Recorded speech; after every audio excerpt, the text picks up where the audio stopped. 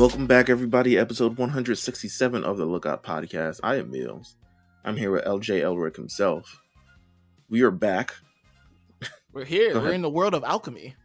We're in the world of alchemy, man. I don't know how I feel about it, to be honest with you. You don't know how you feel about alchemy? What would your alchemist name be? I wouldn't have one, just in general. Just seems like a bad thing to mess with, and just in general. I don't know if I would have a good old 18th century ass, 19th century ass name for this. You wouldn't be the big buff alchemist? No, they already have one. All Might is already pretty much there throughout this series. But with that said, I mean, we're here. We're back. We promised you guys Fullmetal Alchemist Brotherhood. We were talking about arguably what people dub the greatest anime of all time. People have said this. I'm one not of those just people us. who have said this thing. I really like this. It's very, as we progress through, I will let you know if I hit the point where I feel like we're entering greatest anime of all time territory. But currently my favorite is still Attack on Titan. So what was the moment for Attack on Titan where you're like, okay, this is the what was reveal. that The reveal of Bertold and Reiner. That was pretty, like, it was good. The first season was good, don't get me wrong. Like, the first season, getting there, learn about anything, like, even if it did wrapped up there, I would like, oh, it's pretty good. But I think the reveal of Reiner, because I legitimately, like, I didn't read anything, I didn't see anything, all the stuff I did read I didn't understand, so like that legitimately like shocked me. And then kind of like as they just kind of noticing the world slowly beginning to open up a lot more definitely like made me like, oh, okay, like this is fucking awesome. But this series, I remember, so this is the second anime I've ever watched. This is what I say in like the Lookout era sense, right? So back in the day, we were only doing Dragon Ball. And we were still doing Dragon Ball as I watched this, to be honest with you. Just kind of like for those who don't know, but like you probably should know, we were doing Dragon Ball for like the first like 49 episodes of this podcast. And Jeff would tell me, you should watch Fullmetal Alchemist. And I was like, okay, I'll watch it. Like I had my, it was a holiday break. I took off from work. I said, okay, I'm going to watch this. So this is like legitimately like in the Lookout era of things from 2018 to now, where realistically like my only source was truly Dragon Ball and Pokemon. This was kind of like the next one I picked up that was completely different than everything else. I didn't even really want to watch it. But after being like hassled for a long time to watch it, I decided to pick it up. And I forget the point where I feel like this series was awesome. Don't get me wrong. I think these first 10 episodes that we're going to talk about are like amazing. They're really good. Yeah, they set the scene. The way they're able to set the scene, and also the way they're able to balance the flashbacks and the current. I got to give them crazy praise. But continue, my friend. But also, I feel like one of the best parts about watching it then was not having 40,000 people in my ear telling me that this is the greatest anime that's ever existed. And I think because my really only source at the time was Jeff, and it was you also, but we hadn't like known each other when I started watching this. But my source, I didn't have to go through what Kev on Stage is going through, right? Like where he's asking people to list out anime for them. And to be honest with you, that might be the worst way to experience any anime or get recommended any anime, is to ask on Twitter and having thousands of strangers tell you why you need to watch the 2003 version before you watch this version and all this other stuff like that, and try to school you and try to like anime you and try to like, you know, like that might be the worst way to watch it. And I see now that he started Haikyuu and One Piece, and which was I told. I mean, I don't know him personally, but I said he gave the option between Haikyuu, One Piece, and Mob Psycho, and I said watch Mob Psycho, and he put up a poll, and Mob Psycho was winning, and suddenly that's just not what he's watching. So I was just like, you know what? I don't even care anymore. Um, but um, I think with certain things, with an anime as like heralded as this, as popular as this, as critically acclaimed as this from the people, and I guess very very just popular in general. I think what bested me and what got me into this was the mere fact that I had one person who said you should watch this. One person that I really trusted, whose opinion I really trusted, told me to watch this, and I watched this. Um, I would love to know your origin story of how you watch Full Metal Alchemist, if you would like to share. Origin story. Toonami was like the first time I really kind of figured out what it was, but it wasn't until maybe 2019, 2018. Was it around there? Yeah, it was around there. I just like watched it online. I was just like, fuck it, let me just watch the whole thing. I never even went to like Full Metal Alchemist either. I just watched Brotherhood. That was it. No, I didn't watch the original. I still haven't watched the original. People are like, "How could you have not watched the original?" It's really I don't easy. get no fuck. Like, Yes, it's so easy. I watched the superior version. That's yeah, I I watched the mean latest it, version. I haven't watched the original Hunter x Hunter either. I appreciate like the art style I don't of the even know time. where to find the I don't even know where you can find the original Hunter x Hunter. Is Let it me even see. online available to streaming? I'm gonna keep it a buck. I honestly don't know, but I feel like by the end of this, AD is going to tell us where we can find it. Um, We need to have AD on here. You know how on is it PTI, pardon the interruption, where at the end they do all the fact checks at the end? I mean, if he edits this podcast one day, if he ever chooses to edit a Yeah. podcast of ours, he can always he can go through the footnotes and just be like, yeah, this that the third, this that and the third. Shout out to our third co-host, You Police. already know. Sponsored by, actually not sponsored It's by the sponsored by police. City Jobs. Sponsored by City Jobs. The NYPD dance crew is nuts. I don't know if you saw that on Twitter. Um, No, I have not. NYPD. So there's this clip going around of the local news station promoting New York, the New York City Police's dance crew, and everyone is just like, "So we closed libraries on the weekends and had no extra money to fund schools because they wanted to have a dance crew." What if So they were the everyone, Jabberwockies the whole time? no, they are pretty terrible. Like you actually have to see the clip. They're Oh damn. they're it's not fire at all. Um, but to be honest with you, if they're dancing, I guess they can't shoot us. I don't know what to say. But so your thing is like just watch it, Toonami. What were your kind of like first thoughts about it? When did this become the greatest of all time to you? And I just want to say before we get into this, right? This anime is pretty old. Um, it is not new-ish like the stuff that we've covered before.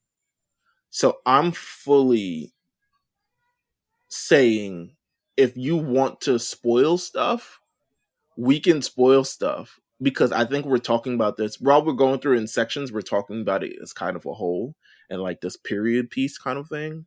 So I'm not. It's like one day when we go through Attack on Titan, we're talking about Attack on Titan knowing the ending. That's just how it is.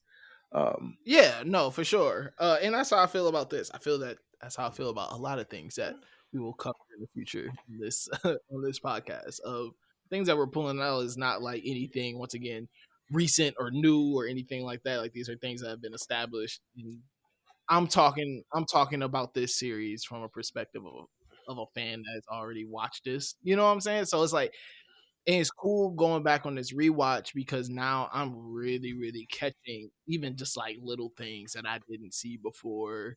Like there's little hidden parts. Like there's a part on episode. It's maybe a little farther, like an episode or two before, or where we're ending because we're covering episode 1 through 10. But there is a part where you see um Alphonse and Ed's teacher and her husband walking in the background somewhere when they're at the train station. Like you see Oh, them walking in really? the back. Yeah, there's a really cool scene where you see them walking past. They don't show their faces, but you see their bodies and like That has to be the whole. episode 5, where they are at the train station. It may Maybe, be. Yes, maybe. because they're meeting Armstrong. They're Yeah, meeting yeah, yeah. Armstrong at the thing, and you see them walk behind, and it's really funny and it's really Look at cool. that, I like little you caught that. tidbits.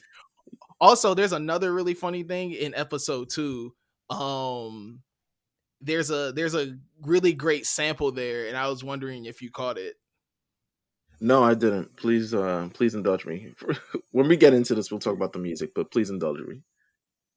The Dave and Central C Trojan Horse song, they sample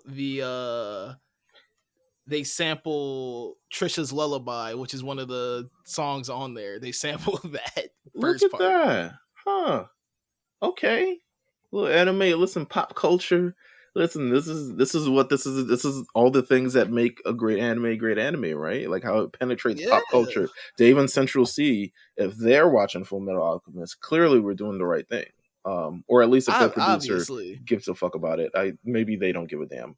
Um, Listen, this is real Mandem anime. I'm fucking crying. Real overseas anime, baby. Shout out to our brothers across the Um, pond. That's funny as fuck. So we'll say this. I'll go into this saying I've never watched a 2003 one. Maybe we'll watch it at the end. I don't know. But also, I don't know where to find it either. So if we don't get to it, we just don't get to it. But Are you okay? Are you reaching the point in your anime watching life where you're like, hey, I'm not finna, if it's not on streaming, I'm not finna be dealing with crazy hentai pop-ups on a third party website just to watch things anymore. I think I'm getting past that so part. Once Kiss so Anime got shot down, it was I kind of over. use I will tell you what I use, right? So I use the website Kick Ass Anime. Um and I don't use it for much things, to be honest with you, because most things are on streaming. So it just is what it is. But I remember when I was watching, I mean, the new Pokemon anime, you can kind of watch it there. There was also this other, what's that anime manga, the one with the weird creepo guy who can't die and the girl who can only Oh, kill Undead people. Unluck. There you go. So originally I was watching on there before I legitimately got tired of the series and did not want to watch it anymore. Which I know I'm making a big mistake, but maybe I'll just, I mean, it should be dubbed now. And it actually should be, probably the core is probably over, to be honest with you. Um, but I was watching it on there because it's not on Crunchyroll. Um, what they've done with this website, Kick Ass Anime, is that, first of all, I have the pop up blocker on, but also it will continue it without me having to get up, which is a big deal. That's like a big fucking deal. Because when I watch Hunter x Hunter on Kiss Anime, I had to get up constantly and remove 80,000 pop-ups to get to the next episode. And it got me out of like this vibe where I was like chilling out watching it, and always every 20 Yeah, minutes I had to get up, skip the it intro, skip ruins the the outro. flow of everything. It completely ruins the flow when I gotta consistently click. And don't you mess up and accidentally like not click the X and like click just right or just left of it, and then next thing you know, you actually clicked on the ad, and then next it just goes all haywire. It's bad. It's a I've bad started block. taking when I using the Mac Mini with my two screens, I legitimately now take my mouse with me, and I'm just like, okay, whatever. I'm just gonna take my mouse with me, like it's a remote. But no, I feel you. Luckily, this experience, I would say, watching on Crunchyroll, they don't have to skip intro for this one for whatever reason. Um, but the theme song is really good, so I'm kind of not mad at all. The theme song's actually incredibly fire now that I think about it, because I didn't remember it when I was first watching it, because I think I first watched it when it was on Netflix, and I would just skip the intro. Um, but yeah, the intro, the fucking opening theme for this, I have to actually find what the opening theme is called. Um, it's fully fucking fire. And shout out to whoever did it. It's again by Yui. That's what I'm gonna assume it is. Yui. Fucking fire, Yui. You got a classic on your hands. Like, it's amazing. Um so like I said, didn't get into this. I haven't watched the 2003 version, never read the manga either.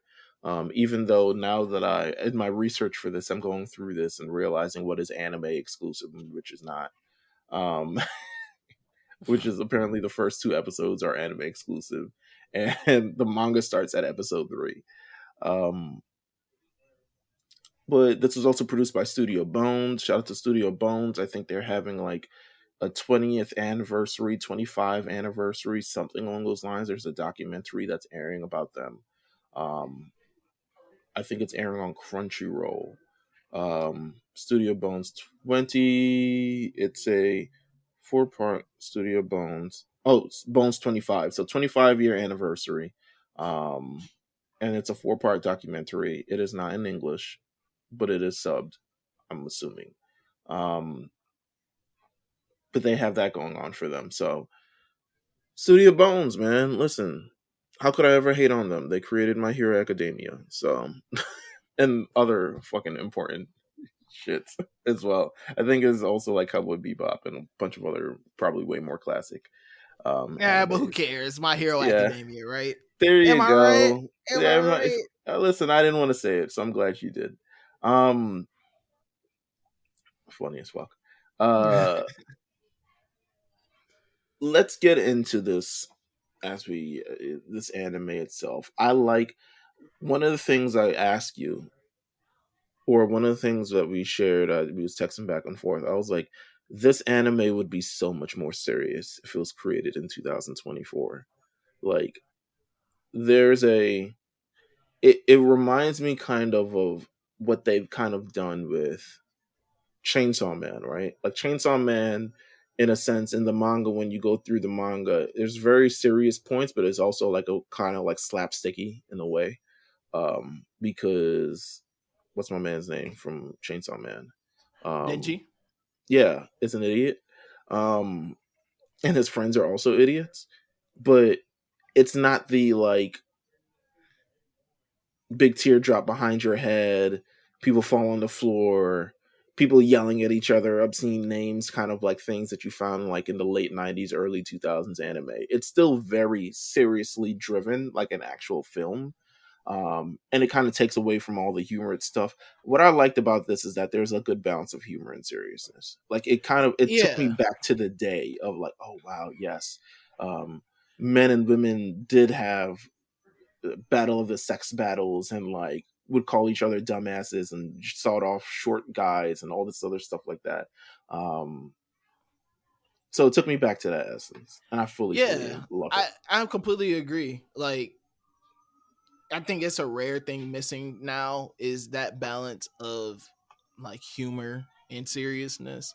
It's probably in Um Mash. It's probably in Undead Unlock that I'm probably not even watching. yeah, I'm not even watching it either. Uh, But no, I think with this though, I think with like even the story it tells and even some of the kind of like actual serious matters in which they touch on, in the Elric brothers story and all, all that, like they're dealing with some real shit, and there's some real emotion in there.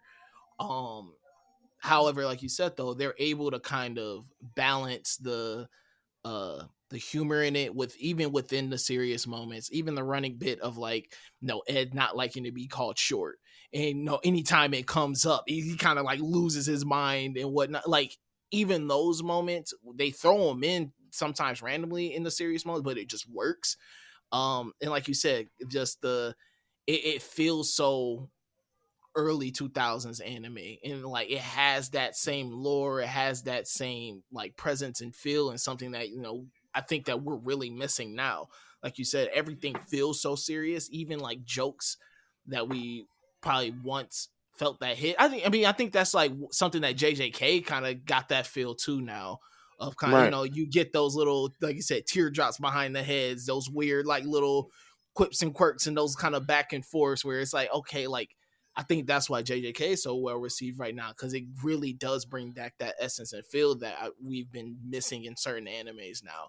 Like everything feels either it has to go completely left in terms of seriousness, or if it's gonna Hmm. be goofy, it has to go so over the top goofy where you're kind of like, okay, like does anything really matter? Like because you're like Right. everything's treated as a joke.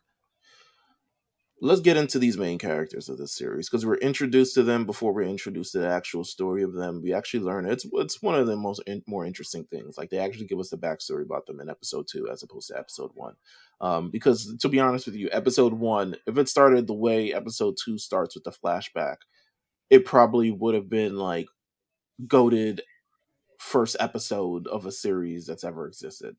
But I Um, think though, I think it works the opposite way around, because I think throwing you in this present moment, you get introduced to all these characters in the in the present scene right. where they're at now. Not only are you getting them now in their own personalities now, they automatically kind of throw you on some like, yo, what is the government on right now? Like they start building some, so you start getting skeptical of like what they really doing. So they really start building out this story, like I said, off rip. Like, why is this guy like? Why does he not fuck with King Bradley so much? Like, why is he not? Like, why is he plotting against the government? Like, what did they do so wrong? So they really start building this out episode 1, and I feel that they don't get that same. You won't get that same feeling, I think, if you start off directly with the Elric brothers backstory, because it really sets you So up with let's like understanding like there's a lot more at play than even just their backstory. Absolutely. So let's talk about episode 1 and the characters involved. Early part of this anime, who are the characters that stick out to you? And for what reason do they stick out to you? And it could be any reason possible. So Um, I I'm gonna move away from the Elrics right now, because I feel that we can have a you deeper. can do that. No, no, Do no, the no, no, no, no. Elrics Yeah, if you want to no, do the no, no, no, Elrics, no. bro. Because no, because I feel that we You can really LJ get deep Elric into right them. now. Come on, I man. am LJ Elric. Let me talk about my brothers. Let me tell you about my brothers a little later. I'm not Drake. I'm not gonna tell you right now. Let me tell you about my Okay. brothers in a little bit. All right. I feel you. Um, Armstrong for sure. Major Armstrong. He comes Listen, in. man. All Might, bro. That's all I said. I was like, why does he come in so crazily like All Might? Bro, Like, like big we are here, I am here energy, big like I'm here to save the day energy. I love it so much. And even on the second like rewatch, I enjoy his character now way more than I did the first time. Like, not to say I didn't enjoy him before, I really did, but like now I'm like, oh, this guy is like he adds so much to the story. I really love. No, Armstrong for sure, and Mustang was cool, but like I wasn't really, for me when I first saw General Mustang, it was just kind of on to like, okay, he's probably just some hot shot. No, when you first get introduced to him, you're like, okay, he's good at what he does. Like it's very obvious how they're building him up. Um, right. now I think the Freeze Alchemist, like kind of like their first villain, for the simple fact that it's like he has this real motive that really starts once again starts setting the tone of what is going on with the government, what is going on behind the scenes that got this, this Freezing state Alchemist. alchemist going rogue. You know what I'm saying? Yeah, the freezing alchemist where it got him going rogue already. It got It's him like going to the prison to talk got him going to prison to talk to the Crimson Alchemist about joining him in his whole mode. So he's really like the first villain, first person that really sets, like I said, sets the tone of there is something so much deeper and more at play that we just don't even know yet, and you're just like, it's like you're immediately locking in for the ride that this show brings you on. There's a lot of things. First of all, it introduces you to the entire setting. that we're at due to all the transmutation circles that appear all over the city. So you're introduced to the setting almost immediately. You go through the city, you see all the all the state alchemists, you see the main villain kind of running at hand, and then you're seeing how every character comes into play and how they react to it, right? Like Roy Mustang's character, and then you like, his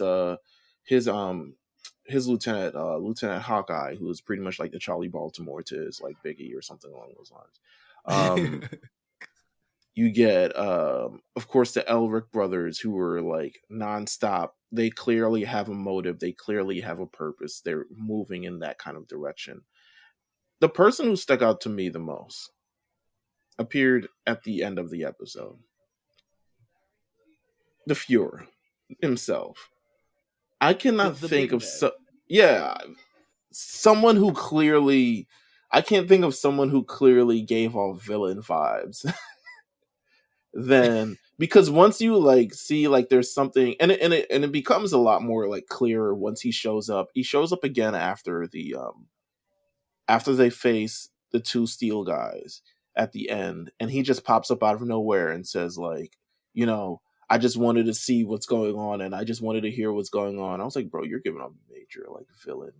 And also like Mustang doesn't trust him, all these other things. Like I was like, bro, the villain vibes are heavy with this. Like I played many Pokemon games, and they usually introduce the villain really, really early, even if they try to like subvert it. Like the chairman at Sword and Shield, I'm like, all right, come Yeah. on, you're clearly something's up with you. Like, see, it, you're not all squeaky clean, especially if you're in control of this. And then it's like even in you look at Attack on Titan and kind of like the General McGath, Commander McGath over there, and like you can tell people's hands aren't squeaky clean, especially with like even I guess his even voice itself, the voice actor in him, who's playing him.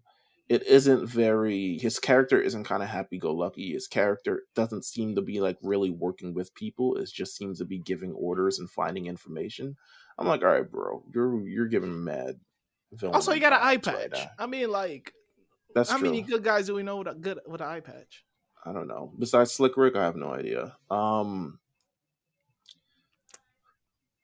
So we're introduced to all these people initially, and then in the second episode we get the backstory, which is a nuts backstory. Um, so to kind of summarize it all, I mean, they're sitting on the train because they're trying to. Their purpose is to find the Philosopher's Stone so they can get Alphonse, the big metal man, his body back. Because initially they were kids. They were kids. They lost their mother, their father. Again, the trope of anime fathers who just never show up. Um, I wonder if Eventually, Japan culturally has that problem. Do they not have present fathers over there?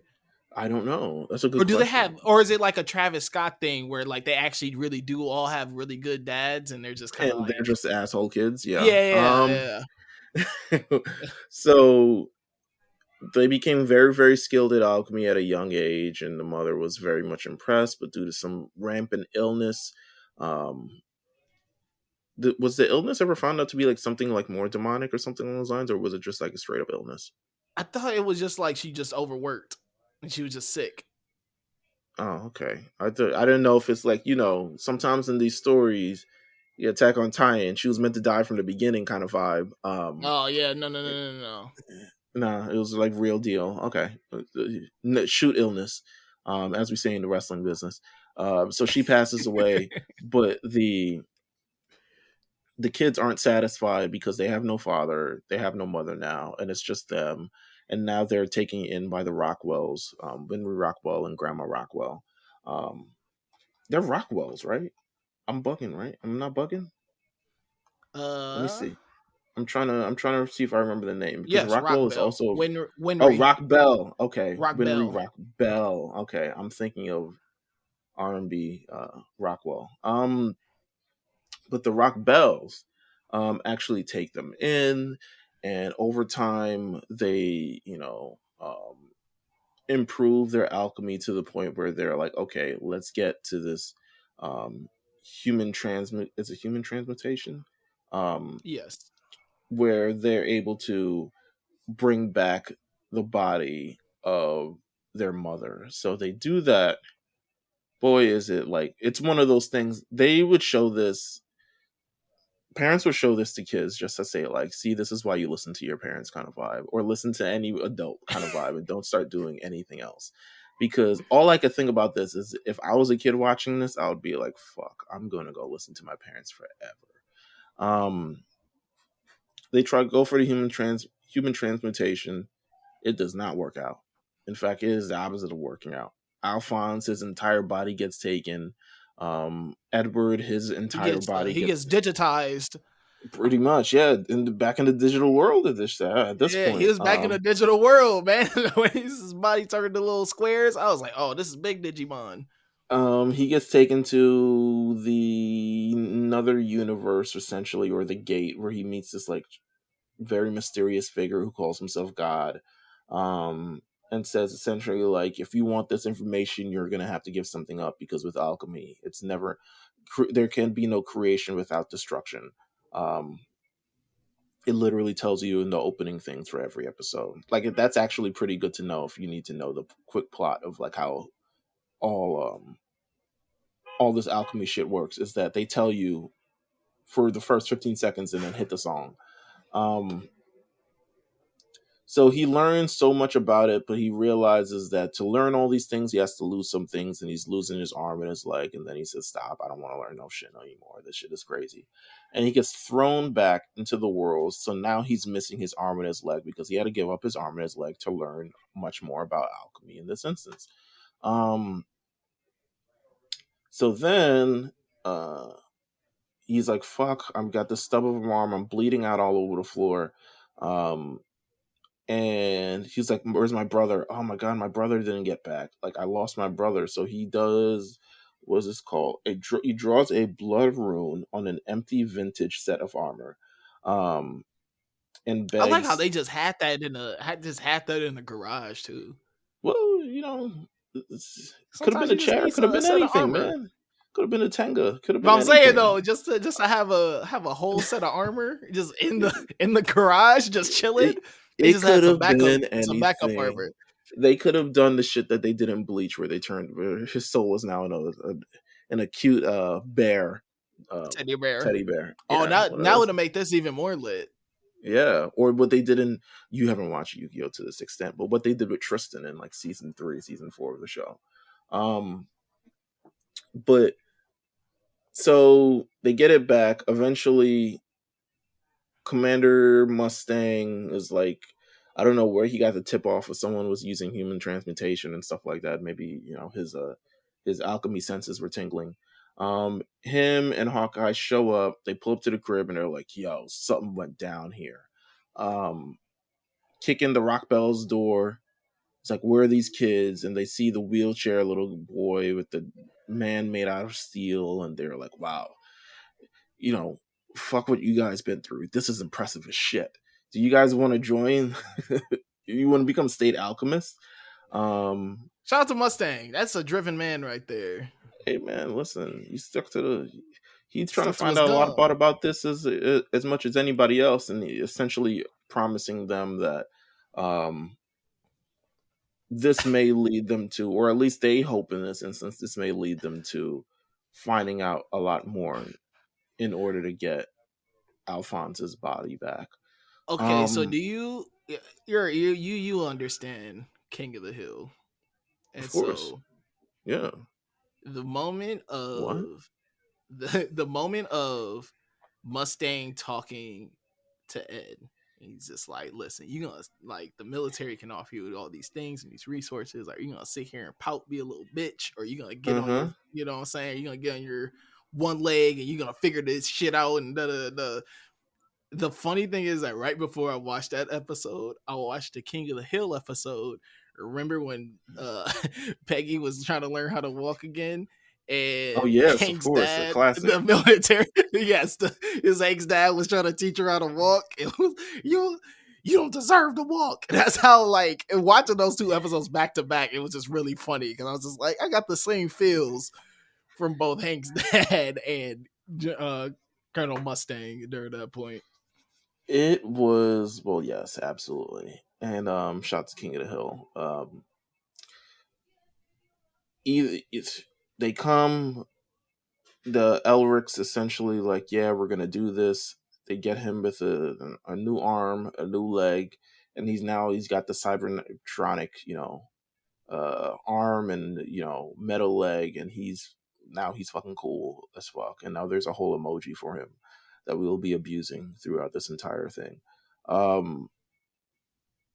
And he demonstrates, to get to the state alchemy license, he demonstrates his power to, of course, King Bradley. King Bradley is like, I like this guy right here, let's do this. And now he's state alchemist, and now he's like what's my man name in training, he's like Denzel Washington in Training Day now. That's essentially what he's like now. Like, he goes in and makes sure that he holds down the law, and he does that in episode 3, which is like that, technically the outright start of the show, because this is where the manga begins.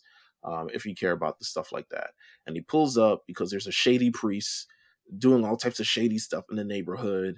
You find out he may have a philosopher's stone, and they're like, "Oh my god, he got the philosopher's stone!" And he's like, "No, I fucking don't." And then they eventually reveal, "Yes, you do have the philosopher's stone." And then they have this big old brawl where he lets out his metal arm, and the shit is fucking fire, and all this other stuff like Yeah. that. Shout out to the priest with the blick. He was Yeah, on right. some Get with I was God. like, man. No, that's not who's Get with God. Scar is who get with God for sure. Yeah.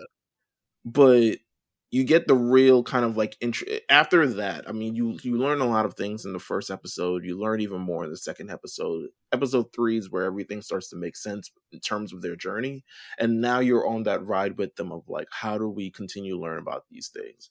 And they're demanding the philosopher's stone, but the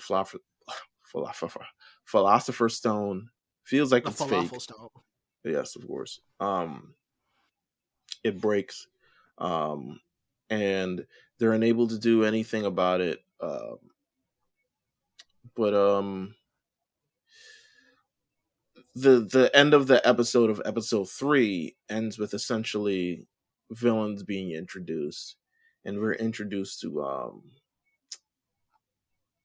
which one is it? Gluttony, and is it Envy? No, Yes. it's not. No, Lust. Lust. There you go. Gluttony and Lust. It's Gluttony and is Lust. terrifying for sure. Dog, Gluttony. what? He is. I think just in general, any villain that eats humans or just like eats people and like that's their thing, it's a very unsettling thing. Yeah, it's nuts. His design is nuts too. It's very like, yeah. He looks like evil Winnie the Pooh. Yeah. They kill the priest, and Gluttony eats his body, and that's essentially that. And then we get to episode 4. So episode 4 gets its own section in this, because it is the episode where it's the episode. This is the turning point. You turn forward or you turn back, and that's really it. Yeah, you either turn off or you keep pushing forward. It is episode 4. I think episode 4 was low-key a little bit more unsettling to watch now. Was it? Because I think the gimmick of it is ran the course for me for so long that I'm like, okay, it is what it is now. Well, because you gotta think when they start this episode, right? Like, obviously you meet the man, the myth, the legend himself, Shao Tucker.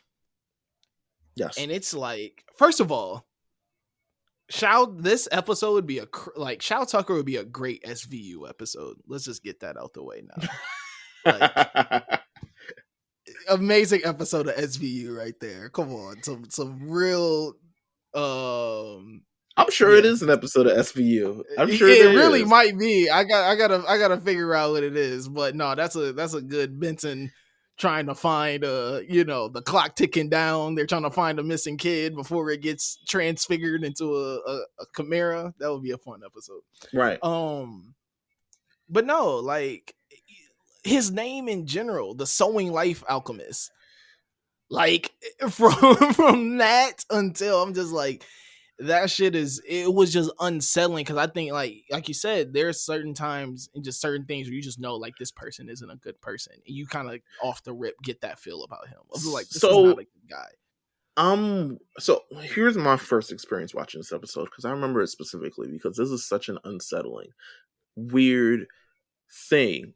I didn't see it coming at all.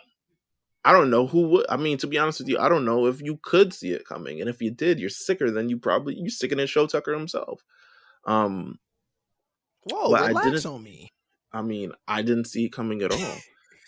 So when they introduced it, I'm thinking they're like introduced to this guy who's going to be part of like he no, he's just some guy who's going to help them along their journey at various points, provide them certain tools, provide them other things. That guy in the one RPG who you go to and is like, I need to upgrade my armor. It was like, well, do you have 36,000 experience points? And they're like, yeah, sorry, we'll trade it for that. That's what I'm thinking it's going to be, right? So he gives them access. He's like, "Oh, you guys can use my tools. You can always do my thing. Here's my daughter." And current day now, before I go back to what my initial thing was, um, current day now, um, all I see when I see his daughter and that dog is Anya and Bond, and how this is like some alternate fucking Spy Family universe where they just are adopted to terrible parents and this is exactly what happens. Maybe that's sick of me, um but I digress. So essentially they hang out with his daughter, they hang out with the dog. I mean, their wife has died, they talk about the wife has died. I haven't watched much SVU episodes, so I usually don't know. Like, the big red flag is like, man, the parent, dad's still alive, mom is dead. That's usually the big red flag for And any. then even before then, he keeps bringing up his wife left, and they already talked about him making a chimera that talked before. That's how he got his state alchemist license. That he I presented a thought he chimera was that just. could I take it. thought he was really G at it. I just thought he was really. I just thought he And then was he kept popping saying at it. about his wife was gone, and I was just like, "Huh, okay." Hey man, listen. Terrible circumstances will probably bring out the best in people sometimes. It's like Usher with Confessions. You know what I'm saying? I thought he was on that kind of vibe. So again, you learn about his wife. You learn about these things. The daughter's like, I miss my mom. Da-da-da. Sick. The state alchemist shows up to the house and essentially is like, you got this many, you got to make sure that you get your like accreditation or something along those lines, like you need to do it. And they explain to them that his last experiment didn't go well, so now he needs to be able to renew his thing this year, and this is his last opportunity before he loses his license. um He was and on then they his come. he was on his young boy NBA. He was never broke again. He ain't trying to go back. So It's he like no more shows up. oodles and noodles for us, sweetheart. They show back up again, and I guess at some point during this entire thing, um Ed is like, something seems fishy. This don't seem right at all. Um, and so they go back to the crib and they're like, tell us about your wife. And then the eyes thing happens. You know what I'm saying?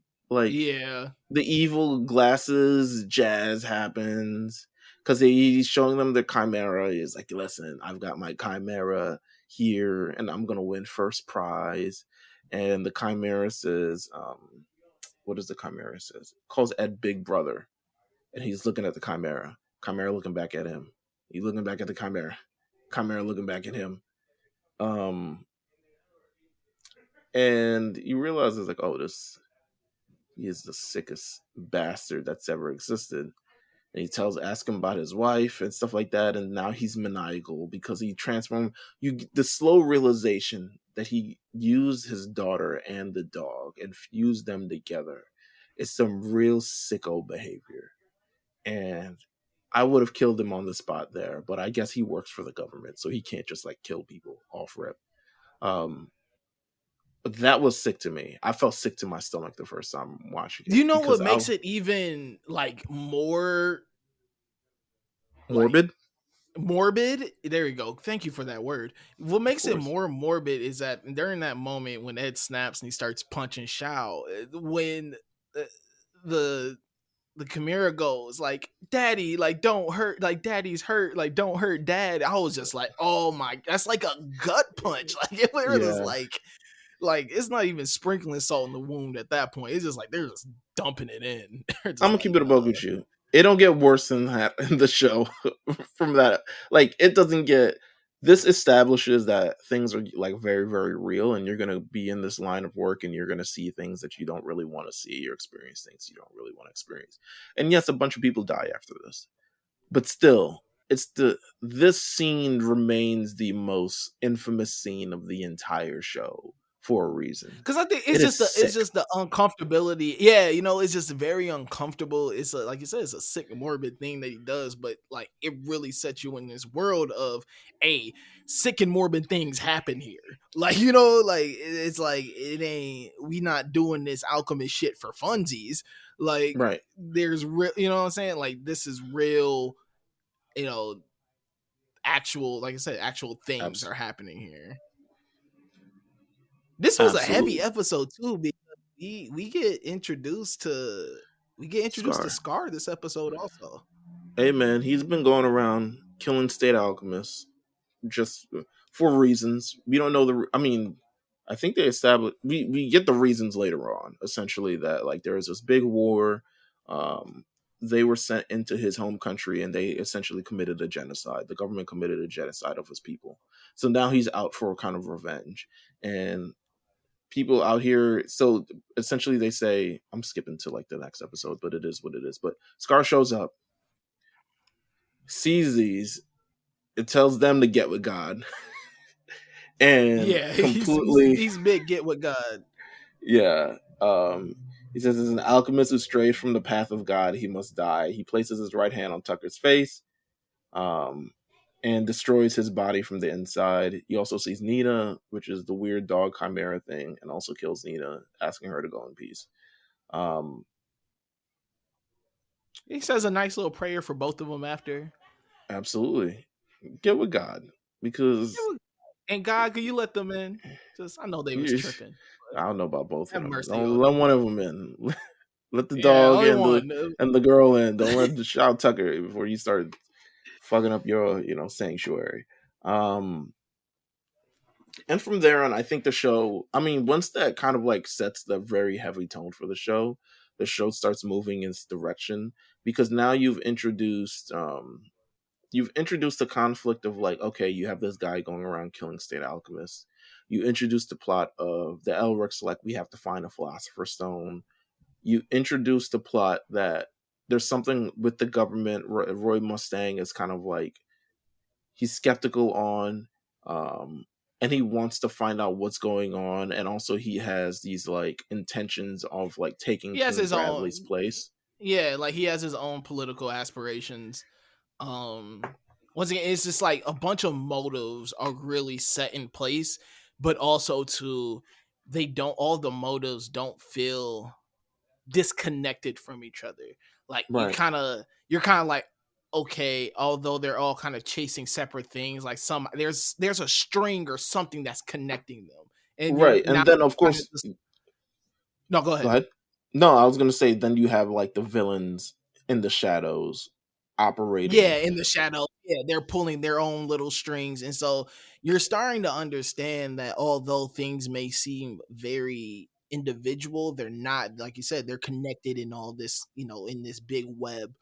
And you're kind of, and now your mind is going, okay, like what are these little nuances now that are happening? What is happening here that how that connects that? You know, like now you're really trying to start putting all the pieces together because you're like, no, like although this may seem a little separate, but somehow it's connected or tied into it. And I think they do a good job of like kind of keeping this veil of mystery on Hmm. certain things, but also revealing enough to you where you're kind of like you can feel the anticipation of like something else is coming. Episode 5 is essentially the where we a lot of things are like coming his own internal struggle. Al with kind of like everything that's been going on, everything that's happened with his family, and like kind of things that are going on, and then they run into Scar, who is big get with God. Um, it's time to continue to get rid of these state alchemists, and he's doing his best that he can. I mean, he's running in there. It's giving me big Stain vibes. Um, Catches them in the alleyway. He destroys Alphonse. He destroys Ed's arm, and he's about to put them down for the count. And then the rest of the state alchemists show up. Oh In yeah, they tow, surround him. Got the Blicks on him. yeah, got the books Armstrong, on. no shirt, in the rain, knuckling up like a real man. That's how you do it. That's how you do it. That's how you do it. No shirt in the rain, baby. I don't care if I catch this cold or not. This is where I see like one thing that also stuck out to me is how much Hawkeye is down for Mustang, essentially saying like, "Listen, your alchemy does not work in the rain. I don't even know what the fuck you were thinking." To the point where she steps in for him to um, attack Scar, knowing that she's still like civilian. She don't have no alchemy on her, but she's still doing the damn thing. And again, yes, that's where Armstrong shows up and fully. It's like, damn, this nigga's strong. And before he can get like truly arrested or anything of the rest, Scar escapes. He is wounded, but he escapes. And it's the harsh realization that Alphonse and Ed have where they have their little conflict of like, listen, you can't, if you Can't die, die. You can't, you know what I'm all, saying? Like, he's like, all what this the for fuck are nothing. you on? Like you're not Megumi. Like you need to live to see this through because I don't have a body and I'm trying to figure out what chopped cheeses taste like or whatever it is. I'm trying to experience the simple things in life, and you dying will make sure that I am nothing but a metal body for the rest of my life. So you got to What's keep the going. first thing you're eating if you lost your body and regained it back? Because he has a running Um, list of all the foods he wants to eat. What's the first thing? might be oxtail rice and peas, cabbage on the side. Might be one of those. What about you? It's yours is a sandwich, I'm sure. No, in low key, it was gonna be like around the same thing. I was gonna say either jerk chicken, rice and peas, or pollo guisado. Maybe, man. Listen, Yeah, huh? it's one of those two. I mean, it was gonna be a chicken for sure. I just didn't know what kind of chicken, and it was gonna be kind of a chicken and rice situation. I don't know Right, what type of chicken and rice situation though, but chicken right. and rice.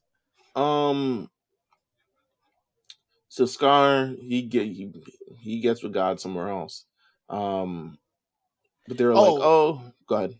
and no, and last thing that I with these last two episodes 4 and 5, one cool theme that is between them, it kind of really once again sets the tone for a lot of this series um is this argument of like God and science. And I think like plays another big role in this entire series where Mm, it's like Edward is so like I'm an alchemist. Everything kind of has a rhyme or reason to it. Like I'm a scientist. Like my right. goal is to kind of push these boundaries of like what these physical forms. That's what alchemy is based on. It's based on this kind of this natural law of life of everything is circular, everything's connected and all this. And then you have these people who believe in this, this higher power of this higher purpose of like there are just some things that may just be unexplained in this world, or that only God knows, or there's we go through these moments and tough times. And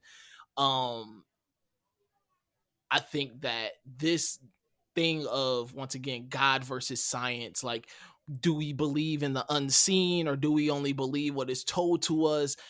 Like I think this these kind of battles that they have with it are really fun, and once again just ties into this overall story of really who has this power to do what we like once again like the big reason why Ed and Alphonse lost their bodies and all that is because they attempted to play God in a situation.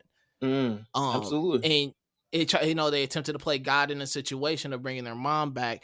And for Ed, it's like that moment didn't really change his thinking. It just kind of changed. To him, it was like a hypothesis where he's like, okay, I gotta reconstruct it. Like it may have not worked that time, but after he's seen the truth, he's like, so it is possible. I just have to tweak what the fuck I did beforehand. Where some Right. people would have been like, hey man, I'm done, hands off. Hey, listen, I learned my lesson. Like for him, it's more like, no, there's something deeper here that we can find. For him, in the name of science, in the name of alchemy. But I love these kind of, like, once again, these kind of battles of thought that they have throughout this series. I mean, Scar is another really big one when you continue to watch his story unfold of like his feelings towards God and whatnot. Because although when we first introduce him and he speaks like that about kind of like God forgive these people or no whoever, like when you hear him talk about his own self and his own path, he has a completely different tone of God and like what that means. So it's like really cool to see um those two ideologies like go kind of head in head and how they do that throughout this series too. So post this, they're continuing to try to find out more about the Philosopher's Stone. They come in contact with Dr. Marco. They get there essentially. We also meet Winry, the older version of Winry who repairs um, Ed and Al. And they're trying to figure out essentially like what goes into creating a Philosopher's Stone. And eventually, Dr. Marco, after initially he doesn't, trust them, eventually lets them know like, hey, all the notes about it are going to be at the first branch of the National Central Library, where the notes were hidden. They get to the library, it's burned down because Lust had to burn it down so they could continue to like keep the secret of all these things going on. um Luckily they meet this girl Sheska, who just happens to have this photographic memory of like all these things that are going on, and she literally transcribes the entire set of notes. They go through the set of notes, it goes through days, and they find out the truth behind the truth, which is that the most important ingredient for a Philosopher's Stone is humans. Who could have thought about it? Who could have seen that coming? Who knew you needed a life for it to take lives? Who could have seen that coming? Um, so I know at some point during this, I'm like, again, I have no notes during this. I'm just letting you guys know. I literally don't have any notes. It was also like, I watched it again, and I was just like, okay, I think I got a general gist of like what's going on here. But essentially, like, there's more information to be found at the fifth laboratory. And of course, they're like, do not go to the fifth laboratory. Shit will happen to you. There are already people after you. There are already people. Anyway, they go. They go and they run into number 48 and 66, or these two, what are they called? Uh, It's talking about they're like Alphons, just souls yeah, bonded to a suit of armor. there you go. And they have their battle and they're going through their thing. Um, So we and learned that Alphonse really got hands. yeah, he's the most handsiest guy of them all. He was like, Um, it was like, I spar with a guy like you all the time, and I never beat him. The next thing you know, Alphonse is just putting the works on Barry the Butcher. Lust and Envy show up, dispose of both of them before they can kind of disclose about like what happened to them, like essentially, because that's another mystery of like how they ended up. Which Lust and Envy are like, if they find this shit out, like there's too much, like we got to do too much footwork to stop these niggas from learning out this damn secret. Um, they also like begin to destroy the laboratory. Um, number 66 runs off. They go off and they run away from the exploding laboratory. And then we get into episode 9, where um, they all show up at the hospital. Winry shows up at the hospital. They meet everybody. They meet, and someone who we haven't talked about is Hughes, because we're going to save him for the end, essentially. But like Lieutenant Colonel May Hughes, who, I mean, we might as well talk about him now. Great guy. Seems like a great guy who loves his job. He loves his wife. Shout out to Chance the Rapper. Yeah, he's the He original I Love My Wife. Yeah, absolutely. Loves his family, loves all of the other stuff. And I was like, they're driving this pretty hard. Like I remember it. I was like, even more so now that I know what happens. I was like, they drove this pretty hard. Like a big part of his personality type, and maybe a little bit of a grounding factor when it came to all these other things. Is how much he loved his wife and how much he loved his family, and how Roy Mustang had none of either. And it kind of like was this, I think, this opportunity for maybe some of Mustang to rub off on him, but also more opportunity for Hughes to rub off on Mustang, of like appreciating kind of like, don't take everything too seriously. Like you're doing a lot. Like, you know what I'm Yeah. saying? Sometimes life is just about like enjoying things with the people that you love. But he doesn't know who he loves. He doesn't have anybody that he loves. He's a soulless, speakless renegade who's out here trying to do his job and save his own land. You know what I'm saying? What happens afterwards? Um, fuck, I forgot. Um, So yeah, they go to the fifth laboratory, and I think like that hospital scene is like the big one because at that moment, that is when a lot of what you know, Ed and Al. One thing I really love about this series is that Ed and Al they're our main protagonists, and they have all their right, his own mission, right? existential They have crisis. Yes, I forgot. yes, that too. Yeah, that too. That was I think that was a really heavy moment and a really good moment too. But they have their own they have their own mission. They're trying to like the big mission is Philosopher's Stone to get our bodies back. That's it. That's the big reason why they Yeah, even became state alchemists. Is they're just like, listen, we just need the fucking resources and the time to be able to do this. Like, they don't care about anything. They don't even really care about what the tag of a state alchemist brings them. But they get tied up and brought up into this world and into this system, into all these things that have obviously started to bring them a lot more trouble as they continue to dig deeper in their research. But like this, after the fifth laboratory and kind of like after the whole Dr. Marco thing, it becomes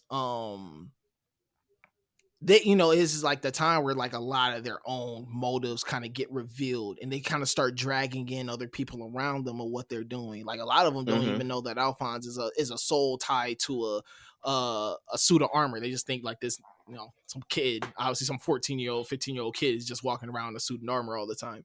right, But they start kind of getting tied in, so now know Armstrong knows of like the Philosopher's Stone and what goes into it. You have these two other people who are put on them to be lookouts, those two lower level soldiers who are now starting to figure it out.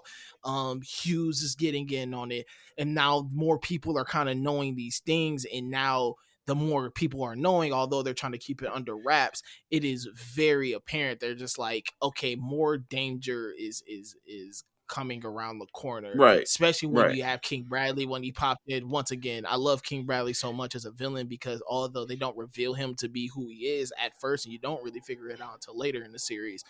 Um, It shows up Anytime very his presence sketchy. is around, though, Yeah, yeah, like anytime his presence is around, you're kind of just like, what the fuck is up? Like, like why the fuck are you here?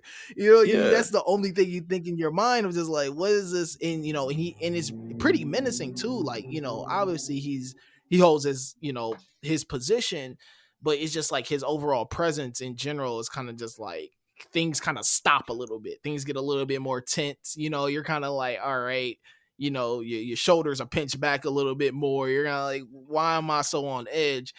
Um, and I think he does. And I think one thing that he tries to do a lot is like kind of redirect in terms of like he'll be very serious and be like, "Oh, I'm just joking with you," and then I got to dip out the window and jump out the window because so he tries to do these things to kind of throw off his scent, but you still kind of get this feeling of like, okay, like there is once again when he is around there's another level of energy that is in the room that's present than when he isn't. But I just feel like after that fifth laboratory, especially now, you're meeting all the homunculus, you're meeting, lust, and you're meeting Envy well, and envy, yeah, gluttony. you envy, and then even envy's kind of bringing up like the you're an important sacrifice, and just kind of saying it and leaving it in the space, but just not really explaining like what do you mean you're an important sacrifice.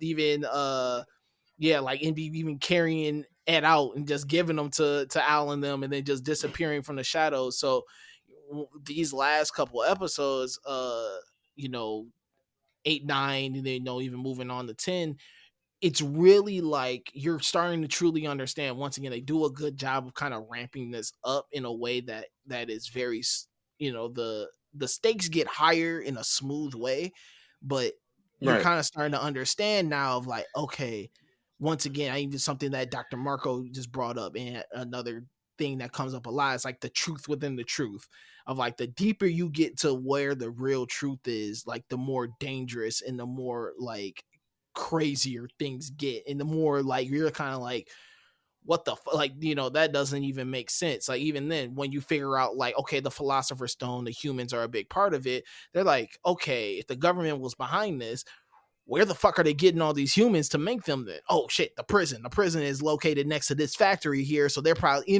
so it's just like once you start kind of, the more they dig deeper, the more you're kind of like, dang, there's a lot of kind of crazy and morbid things happening around this piece. And but that's just like the charm of the story that gets you so drawn into this, like you're trying to figure out this mystery with them. Right. And it's Hughes who has this kind of like first real, not first real realization, but has this like aha moment where he's, struck with like, oh wow, these attacks are all happening in certain these places and all these other stuff like that. And he's getting closer and closer to the truth. And it's only then that Lust eventually shows up, and she attacks Hughes. Um, it's implied that Hughes wins the battle because he essentially is the one who escapes. But uh, eventually, he goes to the phone to try to call Mustang and has to give this whole entire code. He's like, "Yo, who do you think you took, bro? I am Lieutenant Hughes, man. Yeah, he was Uncle, like, Uncle." he went crazy. He went um, crazy. He was like, who are y'all talking to? Do you know who I am? and then Envy shows up disguised as Second Lieutenant Ross.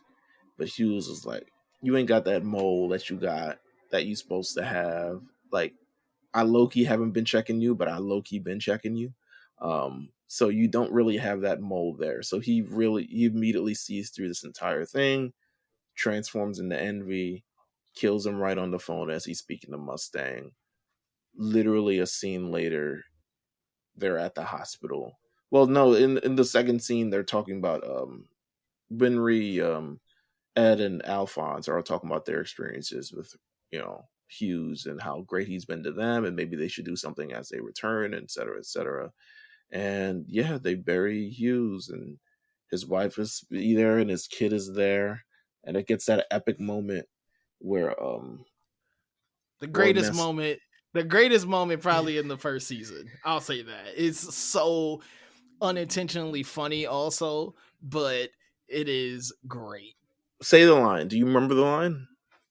Um He's like, "It's a terrible day for rain," Oh yeah, it's a terrible day for rain. What do you mean? It's not raining. Yes, it is. and He starts one tear flows going, down his cheek, and I and was then she just just like, goes, "Oh, okay, it is." I was like, "You just playing around," but um, Oh man, what a great moment. it's that death that only truly makes him very very clear he needs to go what's going he needs to understand what's going on, and that's why he's heading to Central, and that's why he's transferring to Central, and he's going to investigate like why this actually happened. So Yeah. I mean, he meets up with what's the man's name, Armstrong, who can't really tell him about things that's going on, but he's kind of telling him things that's going on. Um, and he's like, the reason why he can't tell me things that are going on is because someone above him is telling him that he can't tell him things that's going on, which he assumes. I'm assuming it's Bradley. Um, He's like, listen, I'm gonna find out what's going on. I'm gonna find out why they killed my man. And then 50 Cent's Many Men, plays to end the episode. It's like, many men wish death upon me. I Um, can't lie. If the opening pianos for that started playing when he said the "It's a bad day for rain," uh, scene would a big would have pop, hit big 10 pop for times sure. harder. 10 times harder. 10 Um, times harder.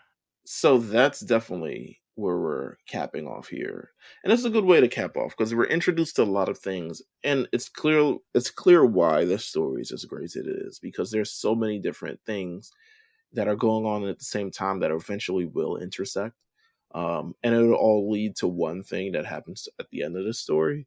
But we're still learning things, we're still experiencing things, and the more we're finding out, the closer we get into it. And we just saw essentially the not just the result, but the punishment for learning too much or getting too close to the truth. Icarus flying too close to the sun and getting his Oh wings yeah, essentially chopped off. They did the Icarus story. Ed does it in what episode is that? Fuck, what episode was it? I think it Let's was. Google it.